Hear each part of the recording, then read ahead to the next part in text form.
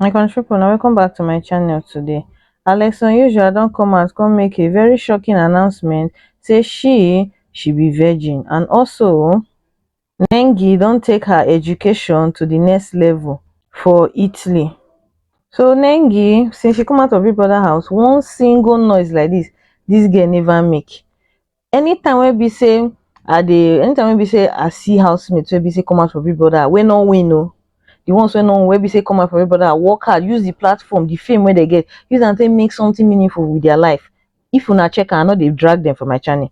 I dey always give them the respect wey be say they give us, wey be the general public. But anyone wey be say come and do like mumu, na that one I go always dey attack. This Nengi na one of the girls wey be say no give us one single stress for online. The only controversy wey be say where we don hear about Nengi that time wey be say they say one married man like that, they say she na allegedly say she dey date one married man wey be say buy her Range Rover. Later when the man come get problem with the law, they come collect the Range Rover for her. That na the only thing wey be say we hear about her. And ever since then, even that period sef, the girl no even talk anything. She just keep quiet with all the dragging. So after some time we come dey hear news say the girl she don go one country like that go study. So this time around she don go study for her shoe business. When Nengi come out from the lockdown season that time, she started a shoe business. Maybe say she dey sell shoe. I don't forget the name where they call her, but she was selling shoes then. So now she don't go learn more about shoemaking. She don't even start to do the design from the video where we say now they see for the,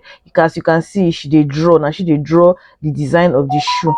This girl na person wey be say now this type of people now una supposed to dey stand. Now this kind of people now supposed to dey stand. Honestly, BBN fans need to dey stand people wey be say stand for legit success.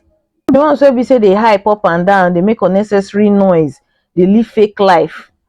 Some of them go come online, they complain, say they do their one thing. Be quiet and win in silence. BB brands go see the people wey be say they sign Nengi Guinness. All those kind BB brand, now they sign the girl. You know, go see riffraff brands to come out and they sign Nengi. That is because she respected herself. She's not even a winner. She win the lockdown season. Well, congratulations to the girl, because even though say as she come out of the house, a lot of people they call her Olosho, all sort of name. The girl not listening to what public opinion they talk about. She just went to school to go learn her fashion designing. That is it. This her shoemaking course wey be say she dey do for Italy, so e go end for August 1st from wetin I dey hear. So we dey wish her well, because na good something. Congratulations to her in advance as she dey graduate from the school.